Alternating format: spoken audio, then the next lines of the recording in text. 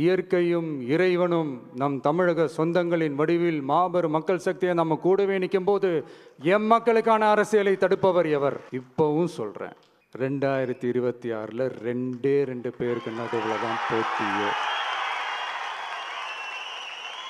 ஒன்று, இன்னொன்று, இந்த போட்டி இன்னும் ஸ்ட்ராங்காக மாறப்போகுது. மீண்டும் திமுகவுக்கு மட்டும்தான் போட்டி.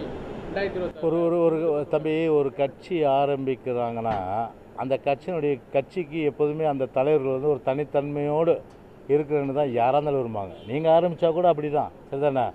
நீங்கள் எல்லாம் ஆரம்பித்தா கூட சேர்ந்து ஆரம்பித்தா கூட அப்படி தான். ஆனால் அவங்க கட்சியினுடைய ஒரு தனித்தன்மை இருக்கணுன்ற அடிப்படையில் ஒரு அறிவிப்பு வந்து கொடுக்குறாங்க, எங்கள் தலைமையில் தான் கூட்டணி. ஓகே வச்சுங்க, நாங்கள் சொல்கிறோம் எங்கள் தலைமையில் தான் கூட்டணின்னு, சரிதானே? அவங்க கருத்து அவங்க, எங்கள் கருத்து எங்க. ஓகே,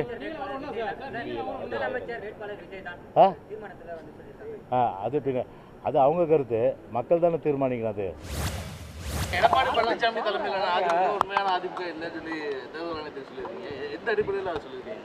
பின்னால் அதை பற்றி நீங்கள் தெரிந்து கொள்வீர்கள். உங்கள் பின்னணியிலிருந்து பாஜக இயக்குது அப்படின்ற மாதிரியான ஒரு வார்த்தை கருத்து சொல்லி நான் கிட்டத்தட்ட 53 ஆண்டுகள் இருக்கிறேன். என்னை யாரை இயக்க முடியாது தனிப்பட்ட முறையில். நீங்கள் ஒரு மூத்த அரசியல்வாதி, எல்லாத்துக்குமே உங்களுக்கு தெரியும், உங்களை மட்டும் நீக்கிறது எப்படி பார்க்குறீங்க? அவர்கிட்ட கேட்க வேண்டிய கேள்வி. குடும்ப ஆதிக்கம் இருக்குன்னு சொல்லியிருந்தீங்க, அது எது மாதிரியான ஆதிக்கம் செலுத்துறாங்க? எது மாதிரியான பிரச்சனை? மகன் தலையிடுறாரு, அவரோட மைத்தினர் உங்களுக்கு தெரியலாம், டிவிலெலாம் வந்துட்டுருக்காரு. அந்த தொகுதிக்குள்ளே மாவட்டத்தில் பண்ணுறாரு, இங்கே மர்மம் பண்ணுறாரு. மூத்த நிர்வாகிகளுக்கு அது இடையூறாகுது. அவரு கூட ஒரு 25 வருஷமா தமிழ்நாடு முழுக்க போயிருக்கிறேன்.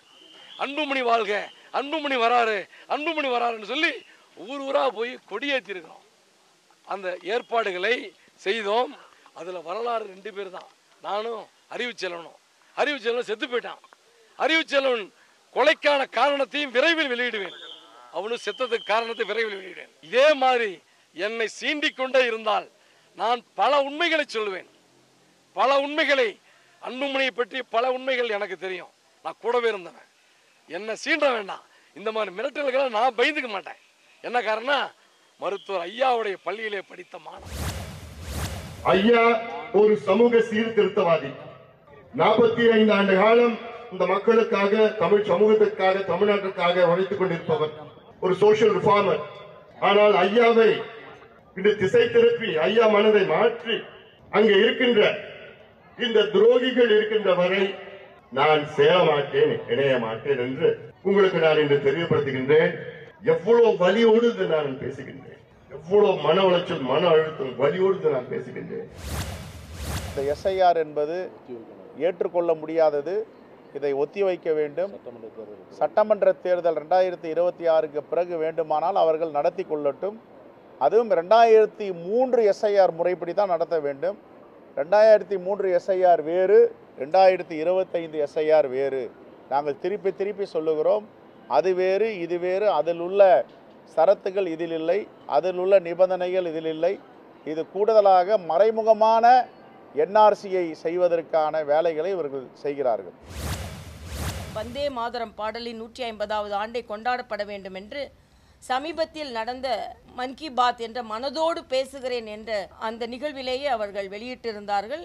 அதன் வழியாக இன்னைக்கு நான் அண்ணன் செல்வ பெருந்தகை இன்னைக்கு சவால் விடுறேன். ராகுல் காந்தி பாடட்டும், செல்வ பெருந்தகை பாடட்டும். உண்மையாகவே காங்கிரஸ்காரர்களாக நீங்கள் இருந்தீர்கள் என்றால், காங்கிரஸ் என்ற பெயரை தாங்குவதற்கு உங்களுக்கு உரிமை இருக்கிறது என்றால், இன்னைக்கு சாயந்தரத்துக்குள்ள அண்ணன் செல்வ பெருந்தகை வந்தே மாதரம் பாடல் வந்து சுதந்திரத்துக்காக பாடப்பட்டது தானே.